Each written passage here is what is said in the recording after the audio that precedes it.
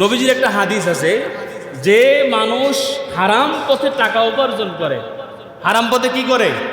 টাকা উপার্জন করে, হারাম পথে বিশাল বিল্ডিং বানায়, হারাম পথে বিশাল গাড়িতে চড়ে, মানুষ দেখলে স্যার আসসালামু আলাইকুম সালাম দেয়, কিন্তু ও ভিতরে ভিতরে এটা উপলব্ধি করে, তুই স্যার কইলে হবে কি, আমি তো গমসর, কথা হয় না, তুই সালাম দিলে হবে কি, আমি তো চোর, আমি তো সুদখোর, আমি তো ঘুষখোর, কারণ এই টাকা তো আমার নিজের ইনকামের নয়, আমি কলম ঠেকায় কামাইছি।